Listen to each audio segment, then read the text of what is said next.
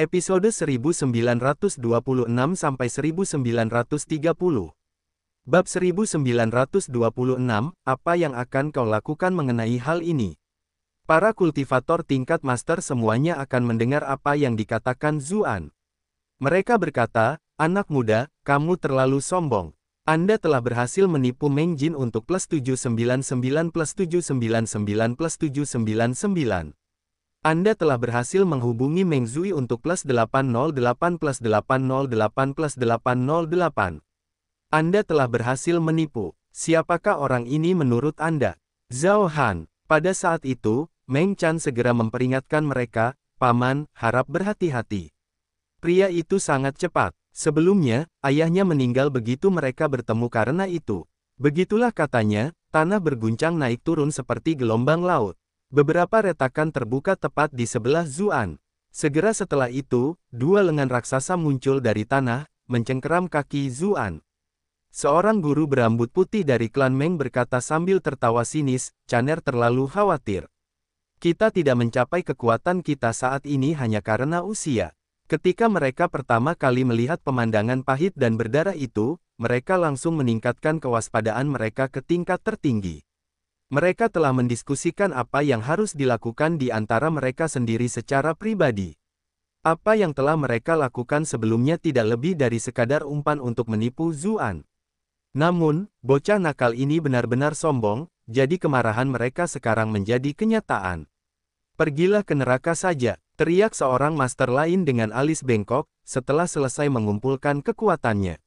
Dia mengambil kesempatan untuk melayangkan tinjunya ke Zuan yang terkekang. Dia langsung meluncurkan seluruh kekuatannya di awal, tidak memberi Zuan kesempatan untuk bereaksi dan langsung menggunakan skill pamungkasnya. Tiba-tiba, hembusan angin kencang menyapu sekelilingnya. Semua bunga, pohon, dan tanaman lain mendadak bergetar, dan semua kelopak dan daunnya tersedot, seolah-olah ditarik ke dalam pusaran yang tak terlihat.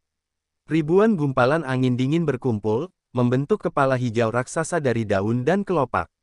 Dengan kekuatan elemen angin, setiap helai daun dan kelopak bunga yang halus berubah menjadi bilah yang paling tajam. Namun, itu masih efek sekunder. Kekuatan terbesar masih terkandung dalam kepala tangan besar itu. Dalam sekejap, kepala tangan itu tampaknya menyerap semua oksigen di sekitar Zuan hingga kering. Bagi mereka yang pelatihannya lebih rendah, bahkan jika mereka tidak mati karena sesak napas, mereka akan meledak hingga mati di tempat karena perubahan tekanan udara yang tiba-tiba. Tinju itu menyerupai hukuman ilahi dari makhluk kuno, penuh dengan kekuatan yang menghancurkan. Begitu besarnya sehingga hampir mustahil untuk dihindari. Wajah Meng Chan tampak pucat saat melihatnya. Jika serangan itu mengenai sasaran, meskipun istana Meng didukung oleh formasi, lebih dari setengahnya mungkin masih akan runtuh. Namun, Zuan tidak menghindari tinju besar yang mendarat padanya. Sebaliknya, dia menarik dahinya dan mengetukkannya ke depan. Mata orang-orang yang hadir terbelalak. Apakah anak muda ini sedang mencari kematian? Dibandingkan dengan tinju raksasa itu, bahkan seluruh tubuhnya tampak kecil dan tidak berarti. Jarinya tampak seperti tusuk gigi yang mencoba menusuk naga besar. Meski begitu, tidak ada seorang pun yang hadir yang bodoh. Karena dia berani melakukan hal seperti itu berarti dia benar-benar yakin dengan kekuatannya. Old Eight, hati-hati. Meng Jin segera memperingatkan master lainnya. Iklan oleh Pub Future. Namun, semuanya sudah terlambat. Ketika jari yang tidak penting itu bersentuhan dengan tinju raksasa yang mengerikan itu, yang terjadi selanjutnya bukanlah pemandangan yang diharapkan dari jentikan jari. Sebaliknya, tinju raksasa itu mulai mengeluarkan energi, dengan cepat menghilang seperti balon yang kempes dan kehilangan tekanannya yang kuat. Pada saat yang sama, seberkas energi keemasan melesat langsung dari satu jari. Mungkin karena energi angin yang tersebar menghalangi penglihatannya, atau karena seberkas cahaya keemasan itu terlalu cepat, Old Eight sama sekali tidak dapat bereaksi tepat waktu. Cahaya keemasan itu menembus otaknya. Dia jatuh ke tanah seperti karung yang rusak, tidak lagi melayang di udara dengan cara yang mengagumkan. Old Eight, teriak yang lain, merasa terkejut dan marah. Mereka tidak pernah menyangka bahwa situasi yang dipersiapkan dengan sempurna ini akan mengakibatkan kematian salah satu rekan mereka dengan begitu cepat. Untungnya, tetua bernama Meng Zui telah selesai mengumpulkan kekuatannya. Ia adalah seorang kultivator elemen air. Saat itu, ia telah mengumpulkan semua air dari kolam milik kediaman Meng, menciptakan lebih dari 10.000 garis energi pedang kental di sekelilingnya. Ia melepaskannya sambil berteriak, "Maju!" Didorong oleh kebencian, kekuatan yang dilepaskannya 120% dari apa yang biasanya dapat ia tunjukkan. Pedang-pedang air yang tak berujung itu mengalir deras seperti hujan deras, tidak menyisakan ruang bagi musuh untuk menghindar. Ada begitu banyak ki pedang yang cukup untuk mencukur habis seluruh daging Zuan. Bahkan tulang-tulangnya pun tidak akan tersisa. Raja Dai memiliki ekspresi gembira. Pedang air itu terlihat sangat hebat. Susunan seperti ini terlihat jauh lebih hebat daripada karung anggur dan kantong makanan tak berguna milik klanku. Bajingan itu pasti sudah mati. Sementara itu, Meng Chan menatap sosok di tengah, seolah-olah dia berusaha keras mengingat penampilannya. Bagaimanapun, dia akan segera dibasmi oleh pedang air yang tak berujung hingga tidak ada satupun sosok manusia yang tersisa. Namun, matanya yang indah tiba-tiba membelalak, karena dia melihat pemandangan yang tak terbayangkan. Ketika pedang air yang ganas itu mendekati Zuan, seolah-olah penghalang cahaya yang tak terlihat muncul di sekelilingnya. Setiap kali pedang air bersentuhan dengan penghalang cahaya, mereka meleleh di tempat. "Bagaimana?" seru Meng Zui, matanya terbelalak. Pemandangan itu benar-benar di luar pemahamannya. Ekspresi Zuan tetap tenang saat dia perlahan mengangkat tangannya. Pedang air itu tampaknya telah menerima perintah lain, saat mereka berbalik untuk membidik Meng Zui. "Ini," Meng Zui bergumam ngeri. Pada saat itu, dia bisa merasakan bahwa kedekatan Zuan dengan elemen air jauh melebihi dirinya sendiri, itulah sebabnya hubungannya dengan pedang air terputus dan kendalinya atas pedang itu pun diambil alih. Segera setelah itu, dengan lambaian tangan Zuan yang lembut, semua pedang terbang dilepaskan. Meng Zui tidak diberi kesempatan untuk bereaksi sebelum tubuhnya ditembus dalam sekejap. Dia meledak menjadi kabut berdarah di udara, bahkan tidak meninggalkan mayat. "Si tua keenam, tahan dia sepenuhnya." Meng Jin membentak dengan kaget dan marah. Tampaknya menahan kaki Zuan saja tidak cukup. "Ya," jawab seorang tetua bertubuh gemuk, lalu buru-buru membentuk segel tangan. Beberapa pasang lengan lainnya mencengkeram lengan Zuan. Namun, dia merasa sangat gugup, karena dia tidak yakin apakah keahliannya benar-benar dapat menahan orang ini. Matanya cepat menyipit saat dia melihat Zuan tiba-tiba mengangkat kakinya. Bagaimana ini bisa terjadi? Lagi pula, kekuatan lengan elemen tanah itu dapat menahan beban lebih dari 100.000 kilogram, dan mereka telah menjepit kakinya. Secara teori, seharusnya Zuan tidak dapat bergerak lagi. Namun Zuan tetap bergerak. Kemudian, dengan hentakan kakinya, gelombang kekuatan tak terlihat menyebar. Tangan raksasa itu hancur kembali menjadi tanah. Bab yang diperbarui di novel.com. Tetua gemuk itu buru-buru mencoba mengumpulkan kekuatan elemen tanah, tetapi dia sudah kehilangan jejak targetnya. Seseorang tiba-tiba muncul di sisinya, membuat semua bulu halusnya berdiri tegak. Sebuah cangkang kura-kura berwarna tanah muncul di sekujur tubuhnya. Elemen tanah unggul dalam pertahanan, jadi selama dia bisa menahan musuh sesaat, serangan kuat rekan-rekannya akan tiba dan dia akan diselamatkan. Namun, ia segera dipenuhi keputusasaan. Di hadapan tinju Zuan, pertahanan yang selama ini ia banggakan bagaikan kertas basah, hancur berkeping-keping dalam sekejap. Sebuah tinju menghantam bagian tengah punggungnya. Ketika ia melihat ke bawah, ia melihat bahwa sudah ada lubang raksasa di dadanya. Gelembung-gelembung darah keluar dari bibirnya. Ia ingin mengatakan sesuatu yang lain, tetapi ia tidak bisa mengatakan apa-apa. Pada akhirnya, ia langsung jatuh ke tanah. Iklan oleh Pub Future. Bajingan tercela, geram seorang tetua berwajah muram. Kedua tangannya saling bertautan, dan gelombang dingin yang tak terlihat menyebar ke segala arah dengan kecepatan yang luar biasa. Bahkan udara di langit pun membeku. Seluruh halaman menjadi dunia keperakan, seolah-olah mereka berada di gunung bersalju besar. Meng Chan dan Raja Dai menggigil, tidak jelas apakah itu karena suhu, atau karena hati mereka terasa dingin.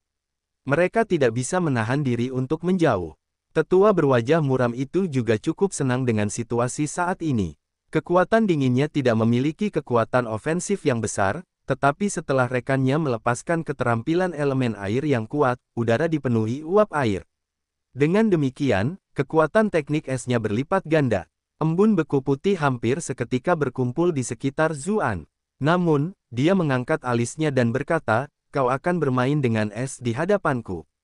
Tidak seorang pun melihat bagaimana dia melakukannya, tetapi seekor burung phoenix salju tampak muncul di hadapan tetua berwajah muram itu. Segera setelah itu, seluruh tubuhnya mulai membeku. Dalam sekejap mata, burung itu benar-benar mengelilingi tubuhnya, dan bahkan kesadarannya pun membeku. Sosoknya yang diam jatuh langsung dari udara. Ketika menyentuh tanah, burung itu pecah menjadi potongan-potongan yang tak terhitung jumlahnya. Bongkahan es itu masih memiliki jejak merah, yang menjadi satu-satunya pengingat bahwa pernah ada seseorang di sana. Saat menyaksikan kejadian itu, Meng Jin merasa seolah-olah rongga matanya akan terbelah. Hanya dalam beberapa saat, rekan-rekannya ini telah meninggal satu demi satu. Orang-orang ini adalah inti dan fondasi klan Meng. Sekarang setelah mereka semua musnah, klan Meng juga ditakdirkan untuk jatuh. Ketika dia menyadari hal itu, dia merasa semakin benci. Dia berteriak, mati saja. Dia mengeluarkan seni terlarangnya, Soaring Flames Meteor. Seni terlarang adalah hal yang jarang terlihat di dunia.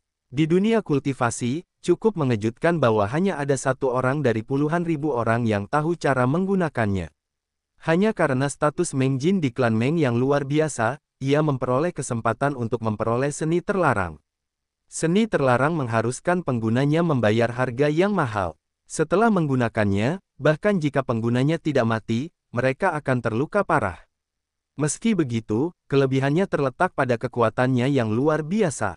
Seni terlarang itu mengandung cukup kekuatan untuk setidaknya menghancurkan seluruh kota. Dia sebenarnya tidak berencana untuk menggunakan teknik itu sebelumnya. Namun, setelah melihat rekan-rekannya terbunuh satu demi satu, dia langsung berubah pikiran. Dia tahu keterampilan hebatnya yang lain tidak cukup untuk mengancam orang ini, jadi dia hanya bisa mengeluarkan kartu truf terbesarnya. Bahkan jika dia kalah bersama musuh, setidaknya dia akan melenyapkan musuh terbesar klan Meng. Itulah sebabnya dia tidak melakukan apapun saat rekan-rekannya terbunuh. Meski begitu, pengorbanan mereka tetap sepadan, karena dia akhirnya menyelesaikan persiapan untuk keahliannya. Seluruh langit meredup, awan gelap membumbung tinggi, ditembus oleh gelombang cahaya yang menyala-nyala, seolah ada sesuatu yang berusaha keras untuk keluar. Energi yang terkandung di dalamnya dengan cepat mengunci Zuan.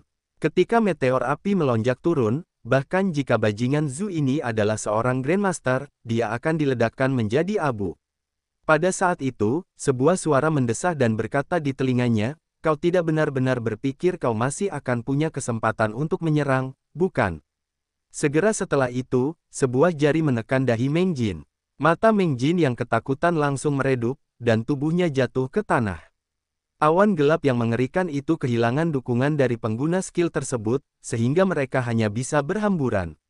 Sementara itu, mayat Meng Jin menderita serangan balik dari seni terlarang tersebut. Semburan api meletus, dan mayatnya terbakar menjadi abu bahkan sebelum menyentuh tanah. Zuan menatap awan gelap yang mulai menghilang. Seni terlarang ini agak menarik. Dia teringat bagaimana di ruang bawah tanah rahasia pertama yang dia dan Cuyan masuki, dia juga menggunakan seni terlarang terhadap Si Kun, namun, setelah mengalami begitu banyak hal, dia tidak berpikir bahwa seni terlarang yang dipanggil Meng Jin ini bahkan dapat melukainya. Meskipun dia bisa menghadapinya secara langsung, itu tidak perlu. Ketika mereka melihat apa yang terjadi, Meng Chan dan Raja Dai benar-benar mati rasa. Mereka berbalik dan berlari ke halaman belakang. Meng Chan berteriak sambil berlari, leluhur agung, tolong selamatkan suamiku. Saat itu, keduanya merasakan tekanan pada tubuh mereka. Zuan sudah berdiri di antara mereka, satu tangan di bahu masing-masing. Dia berkata, tidak masalah siapa yang datang, tidak ada yang bisa menyelamatkannya hari ini. Mengapa tiba-tiba aku ikut-ikutan temponya? Bukankah aku juga harus menaruhnya? Berani sekali. Raungan kemarahan yang tampaknya mengguncang langit tiba-tiba muncul dari kedalaman Meng Manor. Orang tua ini akan memastikan kau menemui akhir yang tragis jika kau berani menyentuh sehelai rambut pun di kepala Raja Dai. Aura mengerikan menyebar keluar. Tak lama kemudian, seluruh ibu kota mulai terguncang mundur sedikit. Satu demi satu, banyak tetua yang telah mengasingkan diri di gua-gua terdalam klan mereka yang membuka mata mereka. Mengapa Anda adalah klan Meng Wake? Oh, jawab Zuan sambil tertawa meremehkan. Ia langsung mencabut separuh rambutnya, Raja Dai, sebelum berkata, kurasa ini lebih dari sehelai rambut. Jadi, apa yang akan kau lakukan? Bab 1927, apa yang akan kau gunakan untuk melawanku sekarang?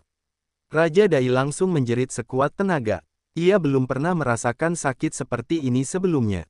Ia merasa seolah-olah kulit kepalanya terkoyak bersama rambutnya. Di hari lain, jika salah satu pelayannya benar-benar menarik sehelai rambut dan menyakitinya, ia akan langsung menendang mereka karena marah. Namun sekarang, ia tidak berani. Ia bahkan tidak berani marah dan hanya bisa membuat dirinya terlihat menyedihkan, berharap Zuan akan menahan diri dan bersikap sedikit lebih santai. Dasar bajingan, raungan marah lainnya bergema di udara. Aura mengerikan menyelimuti seluruh kediaman Meng. Segera setelah itu, seberkas cahaya hijau melesat ke langit, dan awan-awan di atas mulai berkumpul. Pada saat itu, sepertinya semua ki di dunia mulai berkumpul menuju kediaman Meng. Banyak klan menjadi gelisah.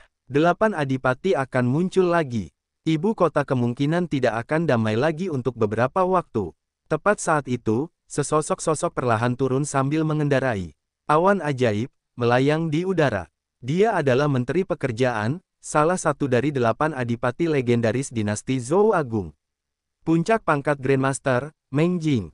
Zuan mengamatinya. Meng Jing adalah seorang tetua berambut putih namun berkulit sehat. Dia jelas jauh lebih tua dari Meng Yi, namun kulitnya masih sangat halus dan hampir tidak ada kerutan.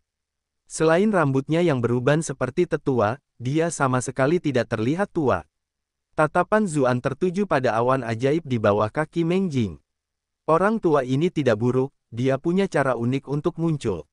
Tatapan mata tetua itu menyapu semua yang ada di hadapannya dengan kekuatan yang menggetarkan. Orang-orang di kediaman Meng merasakan getaran hingga ke tulang-tulang mereka, seolah-olah jiwa mereka telah terlihat.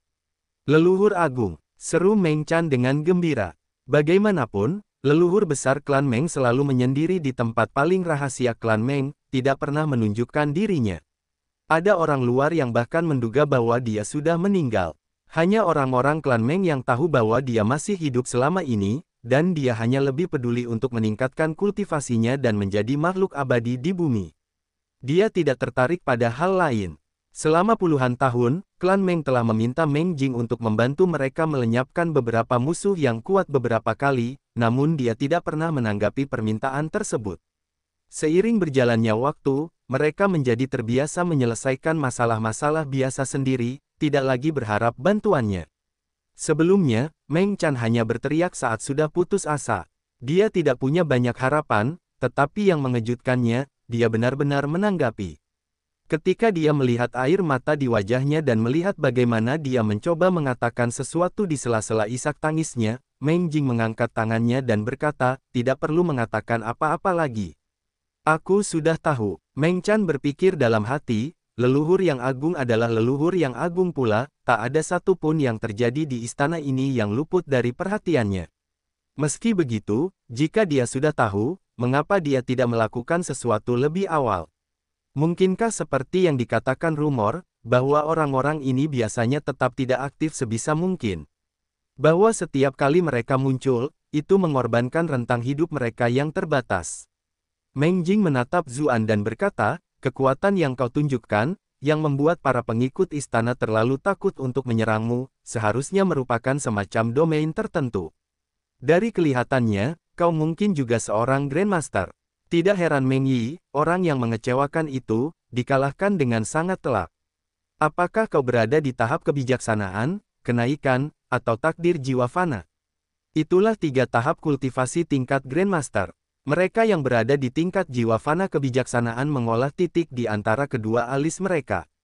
Mereka dapat menghasilkan domain untuk membantu mereka dalam pertempuran, yang juga merupakan perbedaan mendasar antara Master dan Grandmaster. Sementara itu, tingkat jiwa fana kenaikan adalah saat roh yin dapat dikultivasikan dan dikirim keluar tubuh. Tingkat jiwa fana takdir adalah saat seseorang dapat mengolah jiwa takdir, sehingga memungkinkan roh yin tidak lagi takut pada terik matahari. Jiwa itu akan dapat bergerak bebas bahkan di siang hari. Mereka yang berada di tingkat jiwa takdir hanya akan selangkah lagi dari tingkat keabadian bumi. Meng Jing sendiri berada di puncak tahap takdir jiwa fana. Dia tidak pernah menyangka klan Meng akan menderita begitu banyak, faktanya, tidak ada seorang pun yang menyangka. Menurut informasi yang mereka kumpulkan, anak muda ini seharusnya hanya berkultivasi selama 3 tahun. Siapa yang bisa mengantisipasi bahwa hanya dalam waktu 3 tahun, bocah nakal ini bisa berubah dari seseorang yang tidak memiliki sedikit pun kultivasi hingga ke tingkat Grandmaster. Lupakan ratusan ribu tahun terakhir, bahkan dalam seluruh sejarah manusia, belum pernah ada orang seperti itu sebelumnya. Jadi kesalahan dalam penilaian itu tidak dapat disalahkan pada Meng Yi dan yang lainnya. Iklan oleh Pub Future. Zuan menjawab dengan tenang, apa, kau hanya akan berani mencobaiku setelah mengujiku terlebih dahulu. Meng Jing tertawa terbahak-bahak saat mendengarnya, suaranya menggema di seluruh ibu kota dan membuat setiap rumah bergetar. Dia berkata, dasar bocah nakal, kau memang punya keterampilan. Kau berhasil mencapai peringkat Grandmaster di usia yang begitu muda, jadi sedikit membual itu bisa dimengerti. Sayangnya, dasarmu masih terlalu dangkal. Kau tidak bisa memahami kedalaman klan besar seperti kami. Pada saat yang sama, kau tidak mengerti kengerian para Grandmaster veteran yang berpengalaman seperti kami. Setelah berkata demikian, matanya tiba-tiba bersinar dengan cahaya aneh. Pada saat yang sama, mata Raja Dai juga bersinar dengan cahaya yang sama. Wajahnya tidak lagi menunjukkan ekspresi pengecut dan malu-malu, sebaliknya, wajahnya tampak sedikit lebih seperti Meng Jing. Dia tiba-tiba membentuk cakar dengan satu tangan dan menyerang Dantian Zuan. Tangan lainnya menyerang bagian vital leher Zuan. Pada saat itu, kekuatan yang dikeluarkan tubuhnya sebenarnya sangat besar dan mengerikan. Mata Meng Chan membelalak. Mengapa suaminya tiba-tiba menjadi begitu asing? Mengapa saya tidak tahu kalau dia mempunyai kemampuan seperti itu? Ketika seseorang tiba-tiba menyergapnya dari jarak sedekat itu dengan kekuatan seorang Grandmaster, Zuan tidak punya pilihan selain melonggarkan cengkeramannya di bahu Meng Chan. Dia merasa seolah-olah baru saja menerima penangguhan hukuman yang besar dan dengan cepat berlari maju untuk menyelamatkan hidupnya. Dia segera bergerak ke belakang leluhurnya yang agung. Kemudian, dia melirik ke sisi lain, matanya terbelalak. Pertarungan sudah berakhir. Raja Dai menjerit dengan sedih. Ternyata lengannya telah patah, dan seluruh tubuhnya telah ditahan oleh Zuan lagi. Sementara itu, ekspresinya telah kembali normal. Zuan menatap Meng Jing dengan heran dan bertanya, apakah itu roh yin dari jiwa fana takdir yang melekat padanya?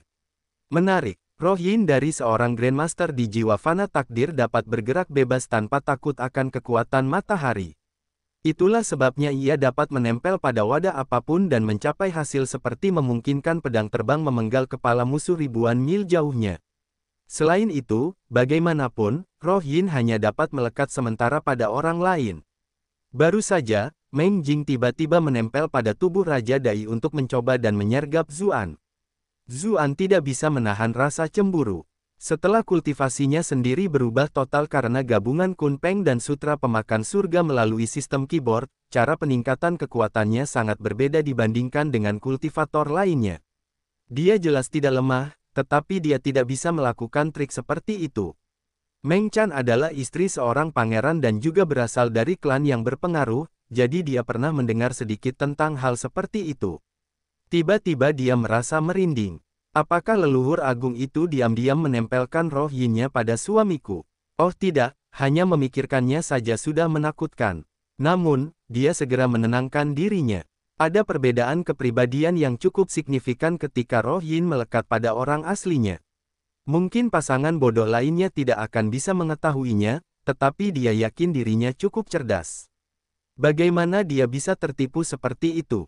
Meng Jing juga menatap Zuan dengan heran. Dia berkata, aku tidak menyangka reaksimu begitu cepat, atau kecakapanmu dalam jarak dekat. Begitu kuat, meskipun kekuatan targetnya jauh di bawah kekuatannya sendiri, setidaknya targetnya memiliki 30% kekuatannya. Jika seorang Grandmaster tanpa pengalaman yang cukup disergap dalam situasi seperti itu, mereka kemungkinan akan terluka parah. Dia tidak menunggu Zuan untuk menanggapi dan berteriak dingin, baiklah. Karena kau memiliki sedikit keterampilan, aku akan memberimu kesempatan untuk hidup. Biarkan Raja Dai pergi, dan potong lenganmu sendiri. Bersujudlah untuk meminta pengampunan dari klan Meng, dengan sejumlah koutao yang setara dengan jumlah orang yang kau bunuh. Sejak saat itu, kau akan menjadi budak klan Meng. Orang tua ini kemudian dapat menyelamatkanmu dari kematian. Bagaimana kalau aku tidak melepaskannya? Zuan menjawab sambil terkekeh. Dia mengulurkan tangan dan mengangkat kepala Raja Dai. Ekspresi Meng Jing berubah. Bahkan dia tidak yakin bisa menyelamatkan Raja Dai dalam situasi seperti ini. Dia berkata, jangan salah, jika kau membunuhnya, tidak akan ada jalan keluar untukmu. Berhenti, teriak Meng Chan dengan cemas dan segera berkata kepada Zuan, dia telah menyakiti klan Qin dan orang-orang klan Murong dengan sangat parah, dan dia bahkan merencanakan sesuatu yang buruk terhadapmu. Jika kamu membunuhnya begitu saja, bukankah kamu akan membiarkannya pergi dengan mudah? Iklan oleh Pub Future. Meskipun dia belum pernah melihat Zuan, sejak pertama kali mereka bertemu, dia langsung menyadari bahwa kecerdasan yang dimiliki pria ini salah besar. Dia adalah orang paling berani di dunia ini. Apa yang tidak berani dia lakukan di dunia ini? Jika leluhur besar membuatnya takut seperti ini, bukan saja tidak akan ada gunanya membujuknya, tetapi juga bisa langsung mendorongnya untuk melakukan pembantaian lagi. Ketika mendengar apa yang dikatakannya, Zuan berhenti di tengah jalan saat bersiap untuk meremasnya dengan tangannya. Dia mengangguk, berkata, apa yang kamu katakan cukup masuk akal. Membiarkannya mati begitu saja akan membuatnya lepas begitu saja. Setelah berkata demikian, dia mengangkat satu kaki dan menendang. Dengan bunyi, krek, kaki Raja Dai hancur total, hingga tidak dapat ditarik kembali. Kemudian, dia mengulurkan tangan dan langsung merobek dantian Raja Dai. Sekarang, Raja Dai telah menjadi lumpuh tanpa kultivasi apapun. Kalau begitu, aku akan membiarkanmu merasakan penderitaan klan Qin, kata Zuan. Raja Dai menjerit seperti babi yang disembelih berulang kali. Akhirnya, wajahnya berubah menjadi ekspresi keji, dan dia berteriak, Meng Chan, kau wanita keji. Kau meminjam tangan orang lain untuk menyiksaku. Apakah kau berharap aku mati secepat mungkin karena kau sudah menemukan pria lain sejak lama? Serangkaian makian verbal yang mengerikan pun terjadi. Jika ditulis di sini, akan disensor oleh internet China. Raja Dai dipenuhi dengan kebencian. Dia tidak berani mengutuk Zuan, jadi dia melampiaskan semua kebenciannya pada Meng Chan. Wajah cantik Meng Chan menjadi pucat. Dia membuka mulutnya, tetapi dia tidak tahu harus berkata apa. Dia punya berbagai alasan, tetapi bagaimana dia bisa mengatakannya di depan iblis pembantai Zuan ini? Berhentilah bicara omong kosong, kata Zuan sambil menamparkan wajah Raja Dai. Dia hanya mengatakan itu untuk mencoba menyelamatkan hidupmu. Dia punya niat baik. Meski begitu, itu hanya kebetulan sesuai dengan tujuannya. Membunuh Raja Dai tampaknya terlalu mudah bagi bocah ini. Raja Dai tertegun. Begitu melihat istrinya, dia merasa jengkel sekaligus malu. Namun, Meng Chan bahkan tidak menatapnya sedikit pun. Pada saat itu, dia benar-benar merasakan suatu pengertian aneh dari iblis pembunuh itu. Sudah berapa lama kita saling mengenal? Kau mencari kematian, teriak Meng Jing, dia sekarang benar-benar marah. Bocah, ini benar-benar mengabaikan kehadirannya sejak awal. Anda telah berhasil menipu Meng Jing untuk +888 +888 +888, UPSTODT dari N0 VL bin Ko per meter. Sebuah wilayah khusus menyebar ke segala arah. Udara di sekitar Meng Jing tampak menjadi sedikit lebih kental.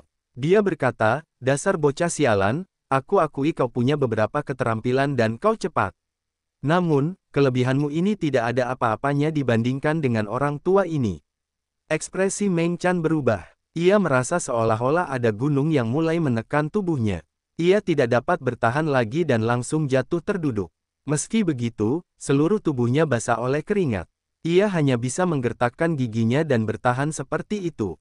Raja Dai berada dalam kondisi yang lebih buruk. Ia sudah tergeletak di tanah. Tulang-tulangnya mulai retak, dan jeritannya yang menyedihkan semakin keras. Namun, Zuan berdiri di tempatnya, benar-benar tenang. Kau hanya berpura-pura tenang, kata Meng Jing sambil mencibir. Ini adalah wilayah khusus orang tua ini. Setiap tindakan yang kau lakukan di tempat ini akan 10 kali lebih sulit. Kecepatanmu, sirkulasi kimu, dan kekuatan seranganmu akan berkurang hingga hanya 1/10 dari batas biasanya. Apalagi yang masih bisa kau lakukan untuk melawanku? Kemenangan dan kekalahan di antara para ahli sejati seringkali ditentukan oleh perbedaan yang sangat kecil. Mereka yang berada di puncak sudah memiliki kendali penuh atas semua kemampuan dan serangan mereka sendiri.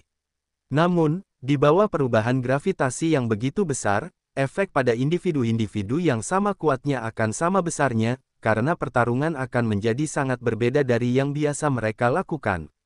Sedikit perbedaan antara dua kultivator dengan peringkat yang sama sudah cukup untuk membuat seseorang mati ratusan kali. Begitukah? Jawab Zuan sambil mengangkat tangannya. Sebuah garis emas pedang Qi melesat keluar. Begitu cepatnya sehingga tidak ada waktu untuk bereaksi sama sekali. Garis itu menembus langsung ke tenggorokan Meng Jing. Apa? Seru Meng Chan, matanya yang indah terbelalak. Sesaat sebelumnya, keterkejutan melihat ayahnya langsung dibantai sudah cukup hebat. Namun, bahkan pemandangan melihat pamannya dibunuh satu demi satu oleh Zuan tidak cukup untuk menandingi keterkejutan yang dirasakannya saat ini. Salah satu di antara 8 adipati dinasti Zhou Agung dan salah satu pakar paling berkuasa di dunia, pelindung klan Meng, meninggal begitu saja. Bab 1928, Raja dari Segala Raja. Namun, tak lama kemudian, sebuah suara berteriak kaget, "Mengapa kamu tidak terpengaruh oleh domainku?" Meng Chan menoleh dengan kaget dan gembira. Ia melihat leluhur besar klan Meng berdiri tegak, aman dan sehat.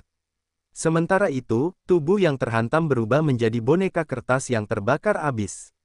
Saya sangat senang bahwa leluhur agung itu baik-baik saja. Meng Chan segera merasa seolah-olah langit menjadi sedikit lebih berwarna. Meski begitu, dia sedikit khawatir. Suara leluhur agung itu tampaknya sedikit kurang percaya diri dari sebelumnya. Bukankah tadi kamu menyebut dirimu sebagai orang tua ini? Kenapa sekarang hanya milikku? Itu harta pengganti. Zuan sedikit terkejut, tetapi kemudian dia merasa lega. Zhao Han telah mengalami beberapa hal seperti ini ketika mereka bertarung, dan itu membuatnya cukup pusing saat itu. Meng Jing ini adalah salah satu dari 8 adipati dan bahkan leluhur besar klan Meng. Tidak terlalu mengejutkan baginya karena memiliki harta karun penyelamat yang serupa. Akan tetapi, bahkan orang seperti Zhao Han hanya bisa memiliki sedikit. Orang lain paling banyak hanya punya satu. Itu hanya wilayah yang buruk. Mengapa aku tidak melihatmu menggunakannya untuk menantang kaisar saat itu? Zuan bertanya dengan acuh tak acuh tak acuh. Dia dapat merasakan bahwa udara di sekitarnya menjadi sedikit lebih padat karena dibatasi hukum alam tertentu. Namun, dengan berlatihnya saat ini, ia tampaknya dapat dengan mudah melepaskan diri dari hukum-hukum tersebut. Sampai batas tertentu, dia bisa merasakan bahwa hukum-hukum ini terlalu ingat. Bagaimanapun, dia telah menyaksikan hukum-hukum yang lebih tinggi dan lebih mengerikan. Meng Jing tersedak, namun, dia bereaksi cepat dan membalas, "Dasar anak yang egois. Beraninya kau membandingkan dirimu dengan yang mulia." Dia tidak berani menunjukkan kecerobohan apapun sekarang. Dia melepaskan tangannya, dan seberkas cahaya redup menembus atap aula leluhur klan Meng. Cahaya itu terbang langsung ke tangannya, memperlihatkan bentuk bilah pedang. Ketika dia melihatnya, Meng Chan sedikit tersentak. Dia berharap, itu adalah pedang klan legendaris. Itu adalah senjata abadi, Bonewater Cleaver. Itu adalah senjata pendiri klan Meng. Ketika pendirinya meninggal, dia meninggalkan pedangnya pada klan Meng, dan kemudian diabadikan di aula leluhur dari generasi ke generasi. Selama ratusan tahun, pedang itu hanya digunakan 3 kali. Dalam setiap kejadian, klan Meng telah menggunakannya untuk menjatuhkan musuh yang kuat. Ini kejadian baru keempat. Meng Chan menatap Zuan dengan ekspresi bingung. Jika leluhur agung itu saja mengeluarkan bilah pedang ini, mungkinkah orang ini begitu kuat sehingga bahkan leluhur agung itu tidak memiliki keyakinan untuk mengalahkannya sendirian? Meng Jing menerima pisau itu dengan hormat dengan kedua tangannya. Jari-jarinya dengan lembut menyentuh permukaannya sambil berkata, "Anak muda, kenyataan bahwa kau akan mati karena pisau air tulang adalah sesuatu yang sangat membanggakan." Zuan mendecak lidahnya dan menjawab, "Kau membesar-besarkan masalah ini sampai-sampai aku hampir mengira kau mengeluarkan senjata suci, tapi hanya itu. Lagi pula, namanya terdengar sangat bodoh, seolah-olah itu adalah pisau penyembelihan babi. Ketika dia melihat betapa bersemangatnya Meng Chan dan anggota klan Meng lainnya, dia bahkan mulai merasa sedikit khawatir. Namun sekarang, itu tidak lebih dari sekadar senjata kelas abadi. Apakah itu benar-benar sepadan dengan usaha sebesar itu? Bocah, kau mencari kematian. Bentak Meng Jing dengan marah. Di hati orang-orang klan Meng, status pedang ini luar biasa. Lupakan dia, bahkan para murid di kejauhan pun dipenuhi dengan kemarahan yang benar. Anda telah berhasil menipu Meng Jing untuk plus 999 plus 999 plus 999. Anda telah berhasil menipu Meng. Ketika dia melihat poin amarah yang mengalir dari para pengikut klan Meng, Zuan hanya berpikir, akhirnya aku punya sedikit pemasukan untuk pil pembersih sumsum tulang Huan Zhao. Pisau air tulang di tangan Meng Jing tiba-tiba melesat keluar dan menebas kepala Zuan. Gelombang energi pedang menyapu Zuan seperti sungai besar. Tidak heran pisau itu disebut pisau air. Iklan oleh Pub Future. Aliran pedang Qi yang seperti sungai hampir mengenai leher Zuan ketika Zuan tiba-tiba mengulurkan tangan dan menjentikkannya dengan ringan. Dengan suara retakan yang rapuh, sungai yang meluap menghilang tanpa jejak, dan pedang itu langsung terkibas ke samping. Meng Jing sama sekali tidak khawatir. Sebuah klon yang samar-samar terlihat muncul dari tubuhnya, tampak hampir identik dengan tubuh aslinya. Itu adalah roh Yin-nya. Roh Yin melompat maju dan menempel pada Bonewater Cleaver. Segera setelah itu, bila itu tampak hidup kembali. Ia mengeluarkan teriakan yang hampir gembira. Ia tidak berhenti bergerak sama sekali, dan menyerbu Zuan lagi. Ia terbang berputar-putar, lalu menghilang ke dalam kehampaan. Meng Chan memiliki beberapa pengalaman, dan menduga bahwa bilah pedang itu tidak benar-benar menghilang, sebaliknya, bilah pedang itu bergerak terlalu cepat. Hanya saja orang-orang dengan kultivasi rendah seperti dirinya tidak dapat melihatnya lagi. Dia bertanya-tanya apakah orang itu akan mampu bereaksi tepat waktu. Saya harap leluhur agung dapat menebasnya di sini. Kalau tidak, namun, tak lama kemudian dia menerima jawabannya. Zuan tiba-tiba mengangkat tangannya dan mengibaskannya ke udara. Dentang, Meng Chan akhirnya melihat bilah pedang itu lagi. Pedang itu terlempar ke belakang, bergetar keras. Namun, pada saat yang sama, seberkas cahaya putih yang tampaknya menghubungkan langit dan bumi memotong Zuan dari arah lain. Ini sedikit lebih menarik, Zuan berkomentar pada dirinya sendiri, sambil berpikir, mungkinkah ini kemampuan khusus dari bilah pedang itu? Dia bisa merasakan beberapa hukum alam yang menghancurkan dalam seberkas cahaya putih itu. Bertabrakan langsung dengannya jelas bukan ide yang bagus. Visit n0vl_i_b_n_tutup.com untuk pengalaman membaca novel terbaik. Tidak heran klan Meng sangat mementingkan senjata ini memang agak istimewa. Namun, jika ingin melakukan sesuatu dengan kecepatan itu hanyalah angan-angan belaka. Dia melangkah ke samping dan dengan mudah menghindari cahaya putih itu. Namun, Bonewater Cleaver menghilang sekali lagi dan menyerangnya dari segala arah. Zuan menatap ke suatu titik di udara. Pedang yang tampak sangat cepat itu melesat lagi. Pada saat yang sama, cahaya putih kembali muncul, kali ini, cahaya itu membentuk dua garis yang berpotongan dalam bentuk salib. Zuan tampak merenung. Mungkinkah itu, pikirnya sambil melangkah ke kanan. Dia dengan mudah menghindari cahaya putih berbentuk salib itu. Ketika dia melihat itu, Meng Chan sedikit kecewa. Pedang legendaris klan Meng tampaknya sedikit lebih cepat dari biasanya, tetapi tampaknya tidak memiliki kemampuan khusus lainnya. Leluhur agung bahkan terlihat menyerang bersama dengannya. Itu hanya membuat pria itu tampak lebih tampan dengan gerakan menghindarnya yang santai. Ah, aku benci semua ini, mengapa dia harus menjadi musuh yang membunuh ayahku? Meng Jing mengendalikan bilahnya untuk menyerang Zuan lagi. Saat bilahnya terlempar sekali lagi, seringai muncul di sudut bibirnya. Cahaya putih berbentuk salib itu kembali menyerang Zuan. Namun, Zuan melangkah ke samping dan dengan mudah menghindari cahaya yang berpotongan itu sekali lagi. Raja Dai yang mengangkat kepalanya untuk menyaksikan pertempuran itu hampir mengumpat keras. Apa gunanya bilah jelek ini? Begitu lambatnya sehingga bahkan aku bisa menghindarinya. Tepat pada saat itu, sesuatu yang aneh terjadi. Salib cahaya yang bergerak lambat itu tiba-tiba meluas secara masif. Baik garis horizontal maupun vertikal menghasilkan garis-garis cahaya lain yang tak terhitung jumlahnya yang sejajar dengan dirinya sendiri. Sebelumnya, ada banyak ruang untuk bergerak, sehingga mudah untuk menghindari cahaya berbentuk salib itu. Namun sekarang, seluruh ruang itu dikelilingi oleh jaring cahaya yang rapat. Kecepatannya juga tiba-tiba bertambah cepat, jadi tidak ada cara bagi target yang terperangkap untuk melarikan diri sama sekali. Jadi itu sebabnya disebut pisau tulang. Seru Meng Chan, akhirnya mengerti. Jika sinar mematikan itu melintas, seluruh tubuh seseorang akan terpotong-potong menjadi potongan daging, bukan?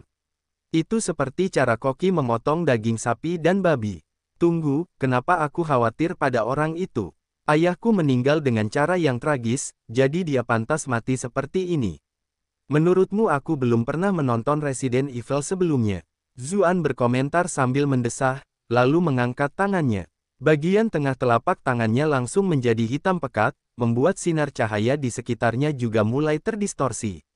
Jaring cahaya putih itu tentu saja tidak terkecuali. Jaring itu tampaknya tersedot oleh suatu kekuatan, lenyap sepenuhnya ke dalam pusaran hitam.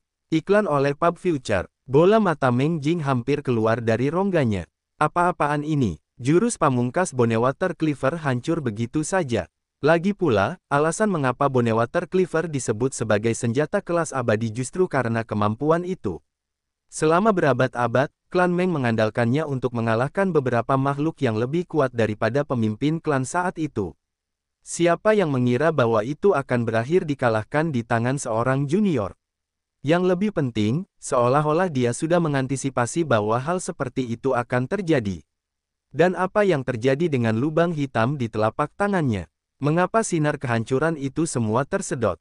Pada saat itu, banyak sekali pertanyaan memenuhi pikirannya. Namun, dia tidak punya waktu untuk memikirkan apapun secara terperinci. Dia dengan cepat mengendalikan Bonewater Cleaver dan mengirimkannya untuk menyerang Zuan lagi.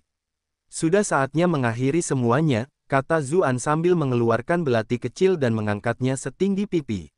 Mata Meng Chan membelalak. Ini adalah pertama kalinya Zuan mengeluarkan senjata, tetapi bukankah itu agak terlalu biasa?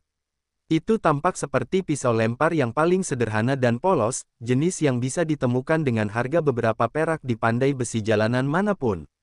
Dentang. Segera setelah itu, Bonewater Cleaver terbang langsung ke arah pisau itu, dan kedua senjata itu bertabrakan. Namun, pisau yang tampak biasa itu sama sekali tidak terluka. Sebenarnya Bonewater Cleaver tingkat abadilah yang terlempar. Orang-orang klan Meng sudah melihat terlalu banyak hal dan sudah mati rasa, jadi mereka tidak terkejut dengan itu. Yang membuat mereka terkejut adalah bahwa leluhur agung mereka tiba-tiba memegang kepalanya dan mulai berteriak. Dia jatuh dari udara dan berguling-guling di tanah. Ketika mendengar jeritan kesakitan tak tertandingi itu, Raja Dai berpikir, kakiku benar-benar hancur berkeping-keping dan dantianku bahkan hancur, tapi aku pun tidak sedramatis dirimu. Namun, Zuan tahu alasan sebenarnya. Dia menyingkirkan pisau lempar itu.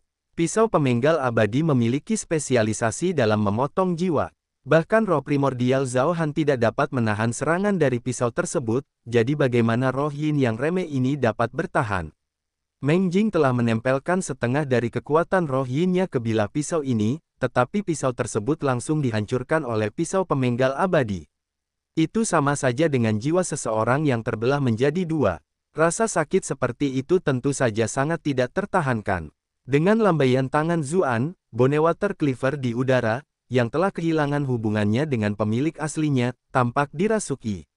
Pisau itu muncul di samping leher Meng Jing, lalu mengirisnya. Dentang, seberkas cahaya keemasan meletus. Bonewater Cleaver benar-benar terhenti. Zuan menyipitkan matanya. Harta karun yang menyelamatkan nyawa sangatlah berharga, jadi seharusnya hampir mustahil bagi Meng Jing untuk memiliki yang kedua. Dia menatap sisik emas yang perlahan menghilang dari leher Meng Jing dan berkata, "Sisik naga." Anak muda ini tampaknya memiliki pengetahuan, kata sebuah suara agung saat itu. Seluruh kediaman Meng tampak bergelombang naik turun. Bangunan-bangunan yang ditopang oleh formasi yang tak terhitung jumlahnya juga runtuh satu demi satu. Murid-murid klan Meng yang tak terhitung jumlahnya berteriak ngeri saat mereka melarikan diri untuk menyelamatkan diri. Kemudian, seberkas cahaya keemasan merobek tanah. Sosok sepanjang 1 kilometer dengan cepat melesat di udara, berputar-putar di atas area tersebut. Seekor naga besar. Semua orang yang hadir tercengang, bahkan ekspresi Meng Chan pun berubah. Bahkan dia tidak tahu bahwa ada naga sebesar itu yang bersembunyi di balik kediaman Meng. Formasi pembatas penerbangan di ibu kota mulai terlihat samar-samar. Formasi itu jelas merasakan ada sesuatu yang melanggar batasannya. Kilatan cahaya yang tak terhitung jumlahnya langsung menghantam naga raksasa itu, tetapi serangannya yang sebanding dengan anak panah pengepungan tampaknya tidak berpengaruh apa-apa. Naga itu hanya memutar tubuhnya dengan santai. Banyak orang yang memperhatikan apa yang terjadi di area itu mengerutkan kening. Tubuh ras naga itu sangat kuat sejak awal, dan ini adalah naga emas elemen tanah, terlebih lagi. Formasi sialan ini agak menyebalkan. Serangannya akan semakin kuat, dan aku tidak bisa membuang-buang energiku untuk hal-hal yang tidak masuk akal seperti itu, gumam naga emas itu pada dirinya sendiri, lalu turun dari langit untuk mendarat di satu-satunya menara yang tersisa di klan Meng. Kepalanya yang besar menoleh ke arah Zuan. Meng Jing menahan rasa sakit yang amat sangat di kepalanya dan segera berteriak, "Raja Naga Honghua, bantu kami membunuh bajingan kecil ini." Sebagai leluhur besar klan Meng, tentu saja dia tahu siapa naga itu. Kenyataannya, setiap dari 8 adipati memiliki pendukung tersembunyi seperti itu. Klan Meng memiliki naga emas raksasa ini, sementara klan Si dengan fondasi terlemah memiliki ikan kun pemakan kuno. Namun, klan Si hanya memperoleh sehelai sisa kemauan, yang membuatnya sangat lemah dibandingkan dengan klan lainnya. Namun, meskipun itu yang terlemah, mereka mampu mengandalkannya untuk mencapai status yang luar biasa. Itulah juga alasan mengapa 8 klan adipati semuanya begitu kuat. Naga emas itu mendengus dan berkata dengan tidak puas, "Leluhur klan Meng menunjukkan kebaikan kepada penguasa ini, tetapi aku hanya setuju untuk menyelamatkan klanmu dari kehancuran 3 kali. Aku bukan antekmu." Setelah mengatakan itu, dia menatap Zuan dan berkata, "Persembahan klan Meng kepada orang ini selama bertahun-tahun cukup memuaskan, kurasa. Manusia, penguasa ini bermaksud untuk melindungi orang tua ini, jadi kau bisa pergi sekarang." Zuan menatapnya dengan dingin dan menjawab, "Hanya seekor naga bumi yang remeh, namun kau berani menyinggung perasaanku. Jika kau bersujud dan meminta maaf kepadaku sekarang, aku dapat mengampuni nyawamu demi menghormati seorang teman dari ras laut." "Bajingan!" teriak naga emas raksasa itu dengan marah. Kabut putih keluar dari lubang hidungnya sambil berkata, "Siapa kau, berani bicara seperti itu kepada penguasa ini? Anda telah berhasil menipu Raja Naga Honghua untuk +444+444+444." Tepat pada saat itu, suara wanita menawan berkata, "Naga bodoh, siapa dia? Ini adalah Bupati Ras Vien, seseorang yang harus dihormati oleh semua Raja Ras Vien. Bahkan Raja Nagamu harus menyambutnya dengan hormat, namun kau berani memperlakukannya dengan tidak sopan seperti itu."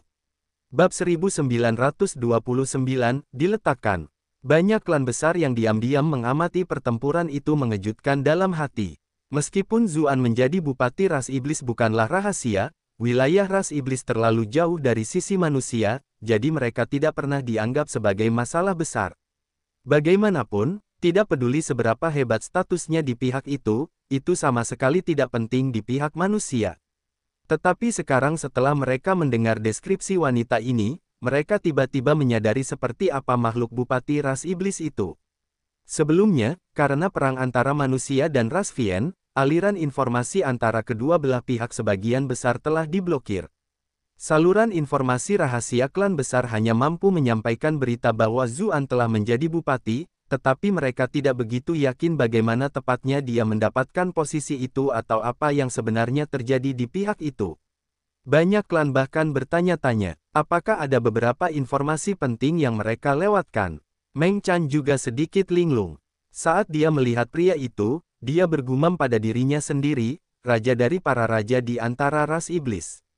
Dia sudah dipenuhi penyesalan. Jika dia tahu dia selebriti ini, bagaimana mungkin dia menyetujui rencana ayah dan suaminya untuk menghadapi pria ini, terutama membantu mereka menyusun strategi. Zuan telah kehilangan akal sehatnya karena marah, tetapi klan Meng tidak memiliki kemampuan untuk mengalahkannya sesuai rencana mereka. Apakah mereka bahkan dapat menjaga klan Meng tetap hidup atau tidak, itu sudah menjadi pertanyaan. Apa itu Bupati? Apakah ras iblis punya orang seperti itu? Kau mencoba menipu penguasa ini. Naga emas besar itu misterius dan berkata sambil mencibir. Bahkan hantu yang ditelantarkan harimau pun berani mengucapkan sumpah serapah di sini. Begitu dia mengatakannya, dia melepaskan semburan napas naga ke sebuah bangunan di kejauhan. Apakah itu wilayah Scarlet Invitation? Banyak sekali orang, mereka sudah mengenali tempat itu, dan mereka semua merasa kasihan. Tampaknya Scarlet Invitation akan segera menjadi sejarah. Ini bukanlah naga biasa yang berkeliaran di padang, melainkan naga emas besar, salah satu makhluk terkuat dari ras naga. Kekuatan spiritualnya bahkan melampaui kehadiran seorang Grandmaster. Sudah menjadi pengetahuan umum bahwa kekuatan binatang buas pada tingkat pelatihan yang sama melampaui manusia.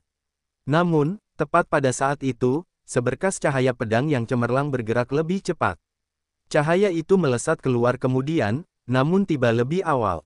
Cahaya itu menyebarkan napas naga, mengubahnya menjadi ledakan kembang api yang menyilaukan. Sosok cantik dalam Scarlet Invitation menepuk dadanya yang gemetar, berkata, "Maaf, aku sangat takut, syukurlah Tuan Muda datang menyelamatkanku. Kalau tidak, jiwaku benar-benar akan tercerai-berai di sini." Dia adalah ratu pelacur terbaik dari Scarlet Invitation, Nansun, dan dia juga memiliki status lain sebagai selir Raja Qi. Suara naga itu seperti guntur. Sebagai seseorang dari ras Vien, dia tidak bisa tidak berbicara untuk Zuan, tetapi bagaimana dia bisa mengantisipasi bahwa dia hampir mati karenanya? Seru Raja Naga Honghua sambil berbalik untuk melihat Zuan. Meskipun dia telah melepaskan napas naga itu dengan iseng dan tidak sepenuhnya serius, itu bukanlah sesuatu yang dapat dengan mudah dinetralkan oleh siapapun. Dia bertanya, "Apakah kamu benar-benar Bupati Ras Iblis?" Zuan menjawab dengan tenang, "Benar." Raja Naga Honghua tiba-tiba berkata sambil mencibir, "Kau masih mencoba menipu raja ini." Pertama, raja ini memang menanyakan kabar dari pihak ras iblis ketika aku terbangun beberapa tahun yang lalu, tetapi aku belum pernah mendengar tentang bupati manapun. Kedua, bahkan jika ada bupati yang baru diangkat, mengapa itu manusia? Ketiga, bahkan Kaisar Iblis sendiri tidak akan memiliki hak untuk membuat Raja Naga menyapanya dengan hormat, jadi apa pentingnya seorang bupati? Inilah lubang di gertakanmu, dan inilah mengapa kau terbongkar. Jadi, mengapa kamu dan hantu itu bersekongkol untuk mengarang kebohongan ini? Untuk apa semua ini? Serangga tak penting ini berani mencoba menipu raja ini. Untung saja aku tidak sebodoh naga-naga lainnya. Kecerdasanku yang unggul membantuku melihat tipu muslihatnya. Anda telah berhasil menipu Raja Naga Honghua untuk +444 +444 +444. Zuan mengerutkan kening. Dia tidak menjelaskan apapun, dan malah mencatat sedikit informasi yang baru saja diterimanya. Iklan oleh Pub Future. Bahkan Kaisar Iblis tidak memiliki kemampuan untuk membuat Raja Naga menyapanya dengan hormat. Tampaknya kekuatan Raja Naga itu misterius. Di pihak ras iblis, orang-orang biasanya menghindari pembicaraan tentang ras laut. Namun, Zuan mendapat kesan bahwa ras laut hanya mengakui Kaisar Iblis sebagai penguasa mereka secara nama, tetapi pengaruh pengadilan Raja Iblis sama sekali tidak dapat mengganggu pihak ras laut. Dengan kata lain, meskipun ras laut mengatakan bahwa mereka setia, apakah mereka benar-benar akan mematuhi perintah dari pengadilan sulit dikatakan. Sisi baiknya adalah bahwa ras laut biasanya bertindak dengan etika yang sangat baik, dan pihak Kaisar Iblis juga memperlakukan mereka dengan sangat hormat. Kedua belah pihak mempertahankan semacam pemahaman diam-diam. Dapatkan novel favorit Anda di novel.com. Tiba-tiba terdengar teriakan keras.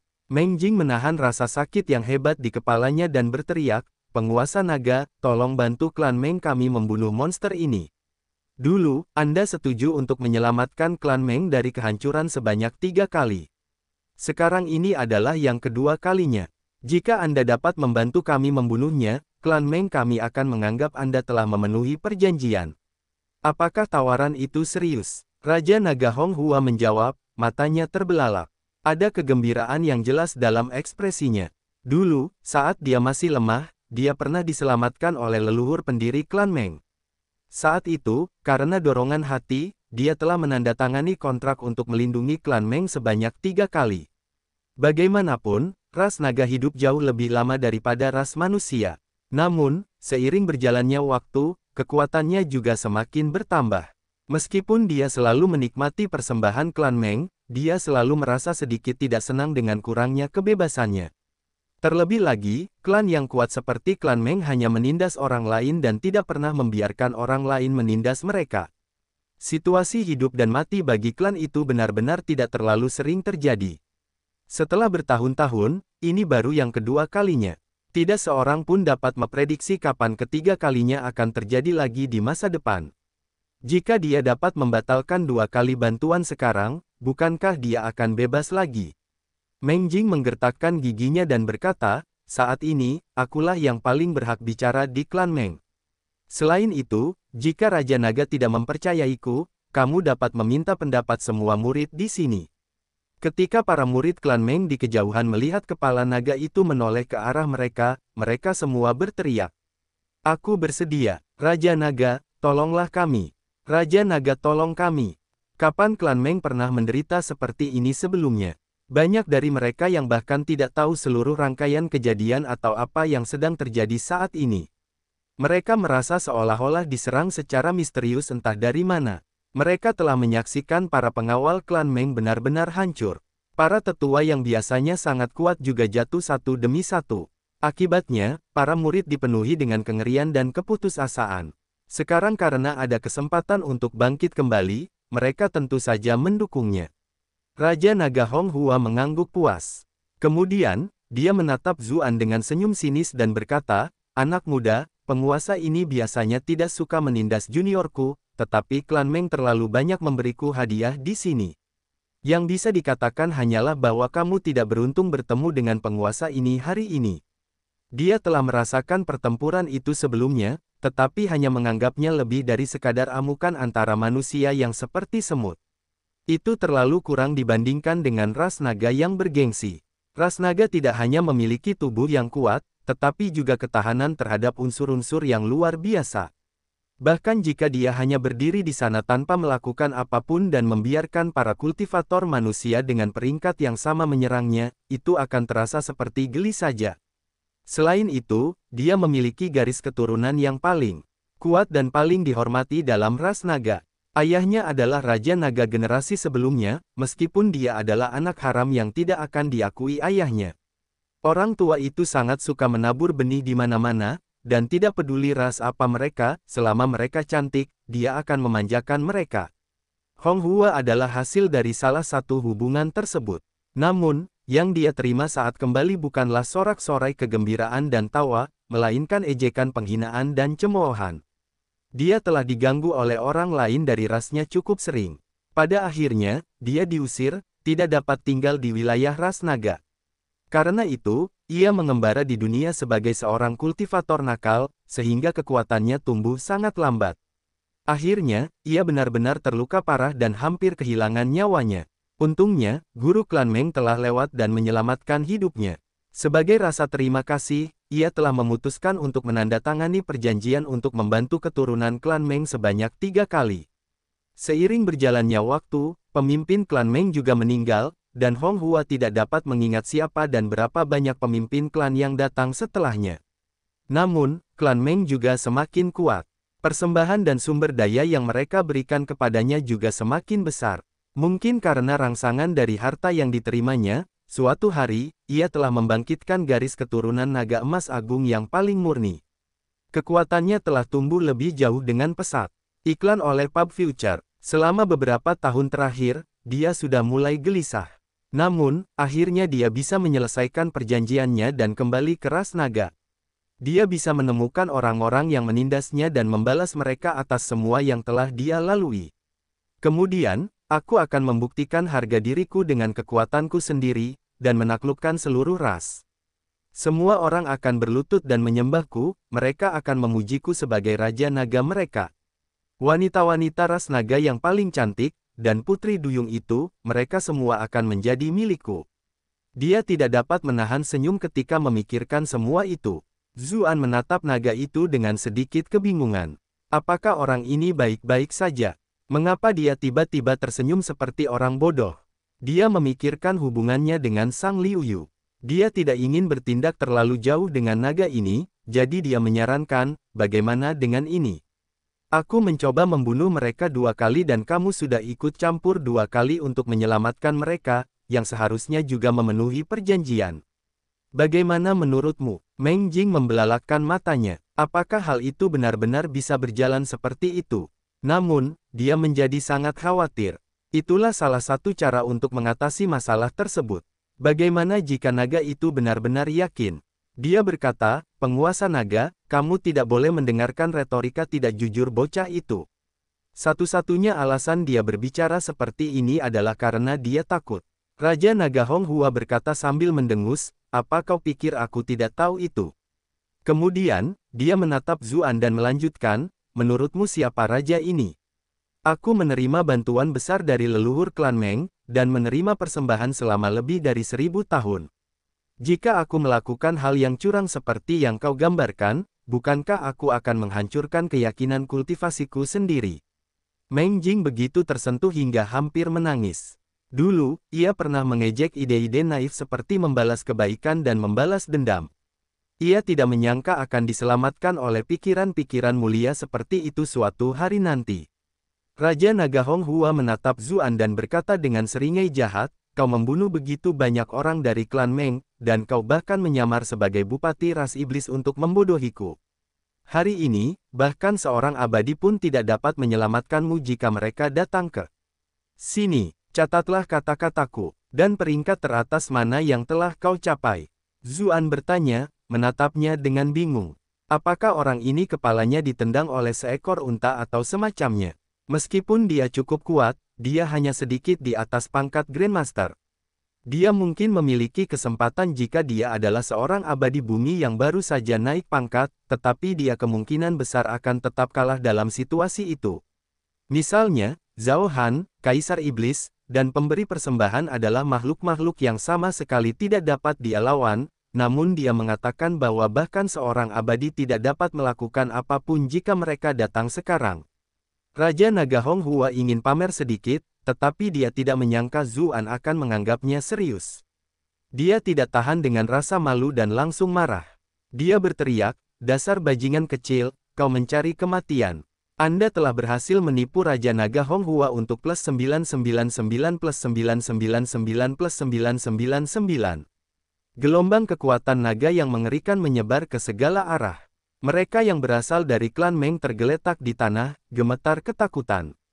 Binatang spiritual peliharaan yang mereka pelihara juga tergeletak di tanah, urin dan kotoran mengalir kemana-mana. Bagaimanapun, Raja Naga Honghua telah membangkitkan garis keturunan kekaisaran paling murni dari ras naga. Itu adalah sesuatu yang memiliki efek penekan alami pada sebagian besar makhluk hidup. Banyak kultivator kuat yang berdatangan dari berbagai klan semuanya berhenti satu demi satu.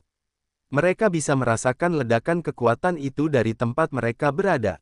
Zuan harus menghadapinya secara langsung, jadi dia bahkan tidak akan bisa tetap berdiri, bukan?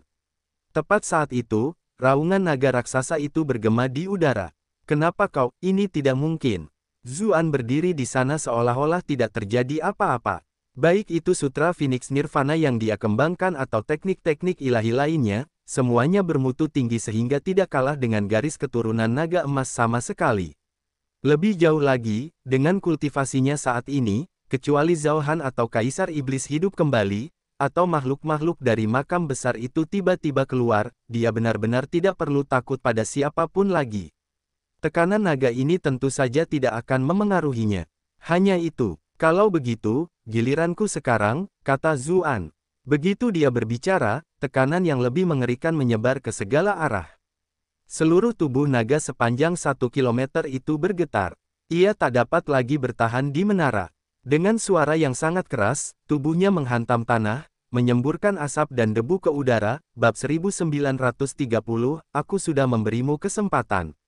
Raja Naga Honghua sebelumnya telah tenggelam di tempat isolasi khusus yang telah disiapkan klan Meng untuknya, jadi dia merasakan pertempuran sebelumnya. Saat itu, Zuan tampaknya telah menggunakan domain yang mirip dengan kekuatan naganya sendiri. Kekuatannya tidak buruk, tetapi juga tidak terlalu luar biasa. Dia bahkan ingin meniru Zuan dan menunjukkan kepadanya seperti apa kekuatan yang sebenarnya. Tetapi bagaimana dia bisa menduga bahwa manusia ini tidak menggunakan semua kekuatannya saat itu? Pada saat itu, kekuatan mengerikan menyerbu kepalanya, dan sepertinya ada sejenis burung aneh yang tak terlihat yang juga menyertainya. Seluruh tubuhnya bergetar, dan dia benar-benar tidak dapat mengendalikan tubuhnya sendiri dan jatuh. Meng Jing langsung tercengang. Awalnya, dia mengira bahwa karena penjaga klan Meng yang legendaris, Raja Naga Honghua, sedang bertempur di pihak mereka, yang seharusnya dia lakukan hanyalah duduk santai dan menikmati pertunjukan. Tidak peduli seberapa kuat bocah itu terkutuk, bagaimana mungkin dia lebih kuat dari naga emas besar yang telah hidup selama ribuan tahun. Yang terburuk, dia bahkan telah mempersiapkan diri secara mental untuk kedua belah pihak yang saling berhadapan, dan kemudian Raja Naga itu akhirnya meraih kemenangan dengan susah payah. Namun, Raja Naga itu sudah berbaring di tanah sehingga mereka saling berhadapan. Dia benar-benar tidak pernah menduga hal itu. Meng Chan juga sedikit linglung. Pikirannya kosong sama sekali. Tidak ada rencana yang tersisa, dan tidak ada lagi klan Meng. Dia tahu bahwa klan Meng sudah tamat. Dan itu semua karena mereka salah dalam memberikan informasi yang paling penting. Jika saja aku pernah mengunjunginya secara pribadi, bahkan sebelumnya. Dia membayangkan pikiran itu muncul begitu saja. Bahkan jika dia bertemu langsung dengannya, dia tidak akan bisa mengatakan bahwa pemuda luar biasa ini sebenarnya menyembunyikan kekuatan yang menakutkan. Bukan hanya dia, mengujinya mungkin adalah sesuatu yang bisa dipikirkan oleh siapapun di seluruh ibu kota. Sayangnya, klan Menglah yang akhirnya menguji sambaran petir demi kepentingan semua orang, dan ujian itu mengakibatkan kematian. Di kejauhan, para ahli dari berbagai klan semuanya melihat ke arah kediaman Meng dengan keterkejutan yang tak berujung.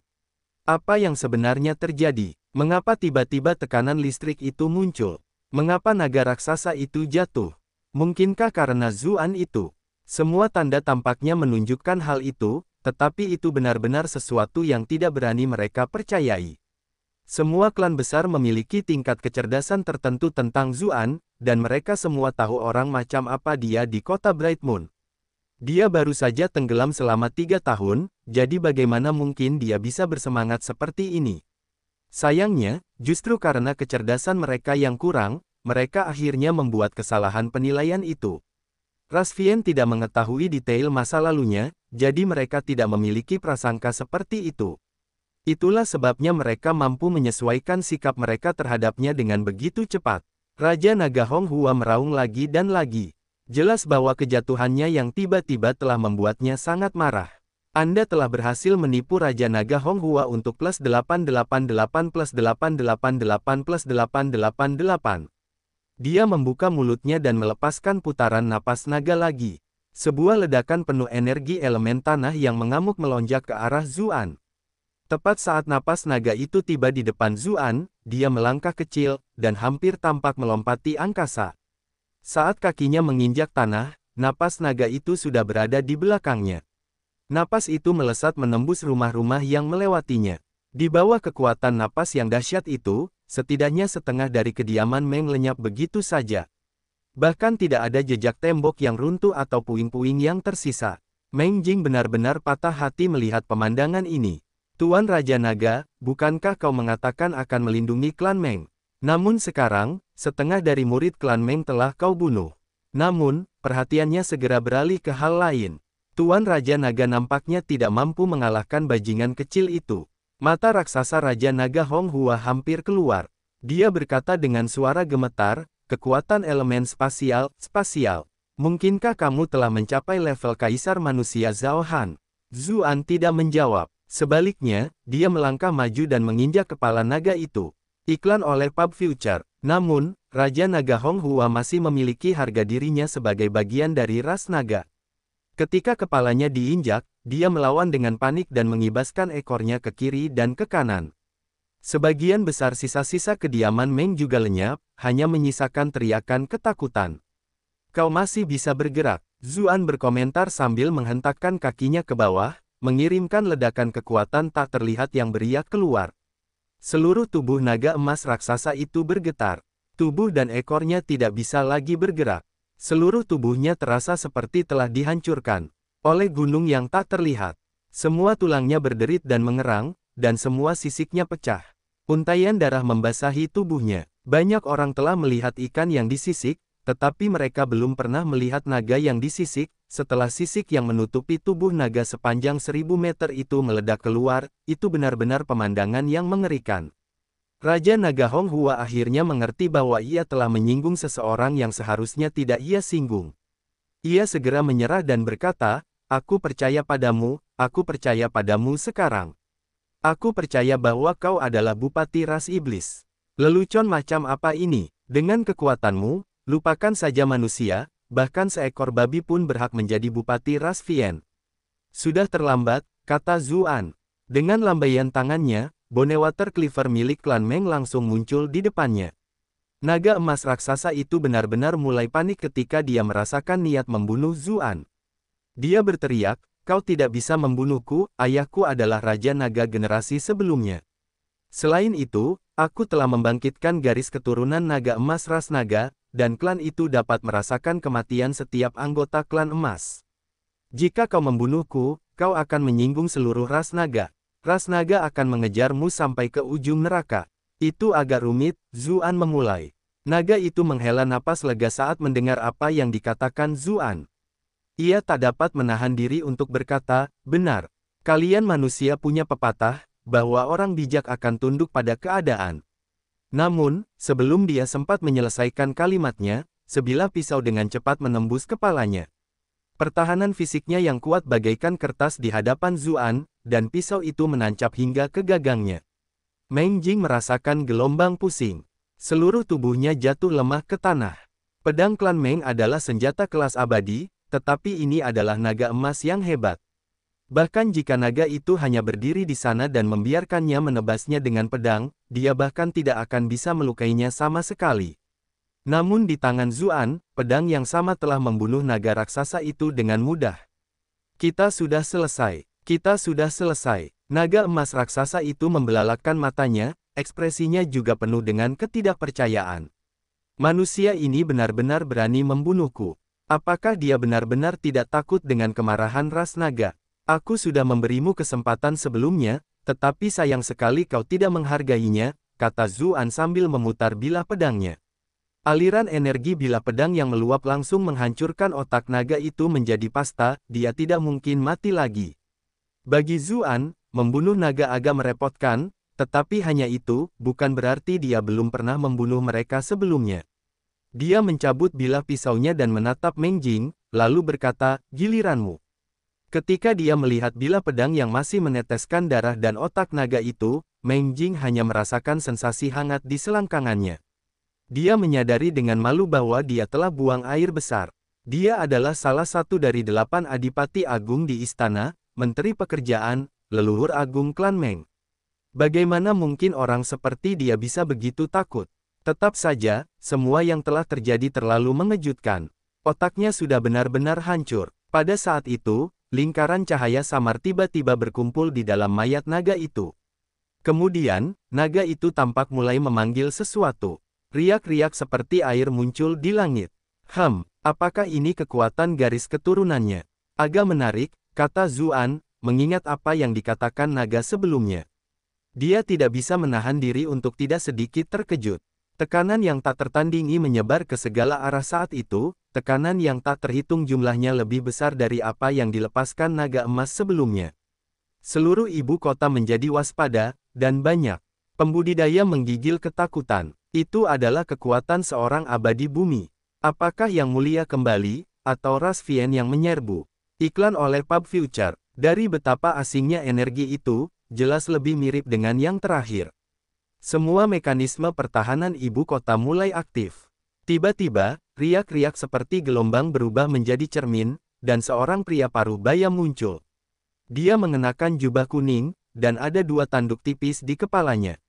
Dia meraung dengan marah, siapa yang berani membunuh salah satu garis keturunan emas ras naga? Banyak ahli dari berbagai klan segera berbalik dan melarikan diri, takut kalau mereka akan terjebak dalam bencana juga jika mereka tetap terlalu dekat. Seseorang dari ras naga telah muncul. Banyak yang sangat terkejut. Ras naga selalu kuat dan misterius. Ini adalah pertama kalinya banyak dari mereka melihat seekor naga. Terlebih lagi, dari apa yang terlihat, tampaknya itu adalah Raja Naga legendaris itu sendiri. Namun, Raja Naga ini tampaknya bahkan lebih tangguh daripada legenda. Dia memiliki kekuatan seorang abadi bumi. Tidak heran naga emas itu mengatakan bahwa bahkan Kaisar Iblis tidak akan berani memperlakukan Raja Naga dengan tidak hormat. Dengan tingkat kekuatan seperti itu, Raja Naga memang tidak bisa dipandang rendah. Mereka yang berasal dari klan tingkat atas berpikir dalam hati bahwa pemuda Zuan ini masih terlalu gegabah. Sekarang, dia telah menyinggung Raja Naga, dan sampai pada titik di mana mereka tidak bisa lagi hidup berdampingan di dunia ini. Itu benar-benar bukan pilihan yang bijaksana. Meng Jing, Raja Dai, dan yang lainnya sangat gembira. Mereka tidak pernah menyangka akan didukung oleh Raja Naga. Zuan, oh Zuan, kau benar-benar tidak tahu kapan kau telah bertindak terlalu jauh hanya karena kau memiliki sedikit kekuatan. Beginilah cara seseorang meninggal lebih awal. Ikuti novel-novel terkini di NOV3LB Info per meter. Tatapan semua orang yang hadir beralih ke Zuan untuk melihat bagaimana dia akan menghadapi situasi tersebut. Dari kekuatan yang baru saja dia tunjukkan, dia bahkan memiliki peluang untuk bertarung. Namun, pihak lain adalah seorang abadi bumi, dan dia memiliki ras naga di belakangnya dan para ahli dari ras laut. Apa yang akan kamu bawa untuk menghadapinya? Namun, tanpa diduga, Zuan tidak tampak khawatir atau bingung. Dia dengan tenang menjawab, aku membunuhnya. Kau sedang merayu, sang Raja Naga mulai marah. Ia hendak mengatakan sesuatu ketika ekspresinya menegang. Ia bertanya dengan sedikit kebingungan, Bupati. Itu aku, kata Zuan dengan tenang. Meskipun mereka belum pernah bertemu sebelumnya, berita tentang Istana Raja yang memiliki bupati baru merupakan berita besar sehingga semua informasi terkait telah disampaikan ke tangan Raja Naga. Ekspresi Raja Naga berubah, dan dia tampak ragu-ragu. Tepat saat itu, suara perempuan terdengar memberitahunya sesuatu dari dekat. Tiba-tiba dia tersenyum dan berkata, dahulu kala, ras naga kita memiliki seekor naga emas yang jatuh ke dalam kebejatan dan meninggalkan kita. Kami tidak tahu kemana dia pergi selama ini, jadi kami berterima kasih kepada Bupati karena telah membantu ras naga kami menyelesaikan masalah klan kami. Jika Anda memiliki kesempatan, silakan kunjungi wilayah ras naga. Raja ini akan mentraktir Anda anggur yang enak sebagai balasannya. Setelah itu, riak-riak seperti air menghilang. Tujuan utama kekuatan garis keturunan naga emas hanyalah untuk membantu ras naga mengetahui siapa pembunuhnya. Tidak akan cukup lama untuk melakukan panggilan video jangka panjang. Warga ibu kota tercengang. Mereka sama sekali tidak menduga akan mendapat hasil seperti itu. Raja Naga datang untuk mengkritik si pembunuh dengan ganas, namun pada akhirnya, dia langsung mundur saat mengetahui identitas Zhu. Halo, kamu makhluk abadi di bumi. Di mana rasa bangga dan harga dirimu? Namun, yang lebih mengejutkan adalah bahwa sebelumnya, mereka tidak benar-benar memahami fakta bahwa Zuan adalah Bupati Ras Fien. Munculnya naga emas semakin memicu kecurigaan mereka. Akan tetapi, sikap Raja Naga membuat mereka semua perlahan terbangun. Gelar Bupati tampaknya bukan sekadar formalitas. Bahkan Raja Naga Abadi Bumi Mulia memiliki ketakutan yang menahan diri. Zuan benar-benar raja dari segala raja di antara ras Fien. Zuan juga sedikit bingung. Raja Naga selalu menjadi tipe yang melakukan apa yang diinginkannya, dan bahkan Kaisar Iblis harus memperlakukannya dengan rasa hormat ekstra. Bahkan jika pihak lain memiliki beberapa keberatan terhadap identitasnya sebagai Bupati Ras Iblis, dan dengan demikian memilih untuk mengabaikan masalah tersebut, tidak masuk akal baginya untuk bersikap begitu masuk akal. Tiba-tiba dia teringat suara perempuan di seberang sana, tetapi terlalu sulit untuk mengetahui siapa sebenarnya suara itu. Mungkinkah suara wanita itulah yang membuat sikapnya berubah? Apakah itu dia?